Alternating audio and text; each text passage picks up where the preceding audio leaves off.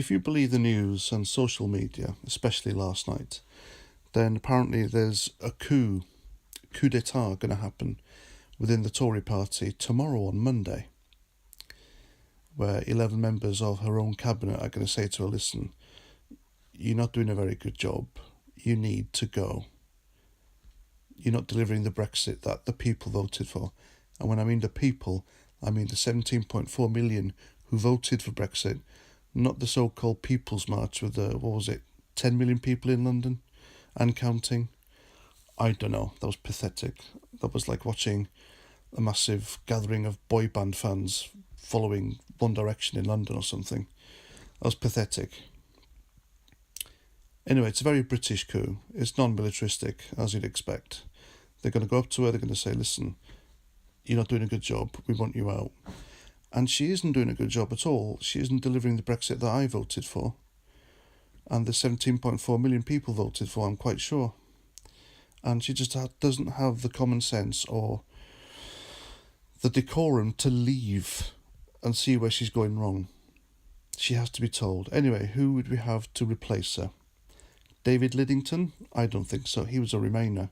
Why on earth would they pick another Remainer when a Remainer has made such a hash of Brexit anyway?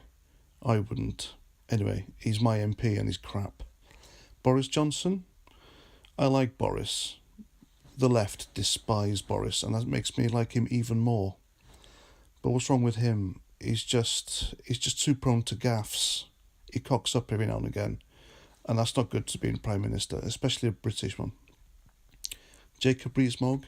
Well, I like Jacob Rees-Mogg the best, but I don't think his heart's in being the Prime Minister. Otherwise, he'd have made a play for it so far, and he hasn't. I don't think he wants the top job. If he doesn't want it, then why give it to him? Michael Gove? He made a brilliant speech in Parliament a few months ago where he destroyed Jeremy Corbyn. But the problem with Michael Gove is he's a backstabber. He backstabbed Boris Johnson a few years ago, and he backstabbed Brexit as well. I don't think he's a true Brexiteer, and we need a true Brexiteer. But I did like his speech. Larry, the 10 Downing Street cat. You may have seen that option in my poll on YouTube last night. But who else do we have? No one really. So what the hell are we going to do? I'll tell you what we're going to do. Well, what I'm going to do. I'm going to vote UKIP.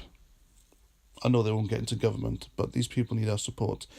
The difference between UKIP and the Brexit Party is the Brexit Party is null and void.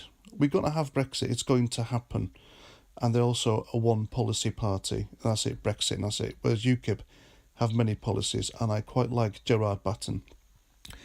He says things other MPs don't say, and he backs things other MPs don't back through fear.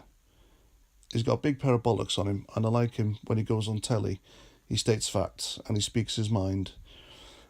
And mainly it's because he says things I think. But there we go. If I were you, I'd vote UKIP. I know we're going to get Brexit eventually.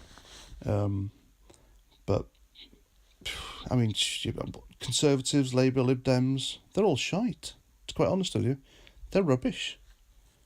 Look what's happening. 3 years of them, and we got this. Anyway, please share and subscribe. And until the next video, have a good one, and adios.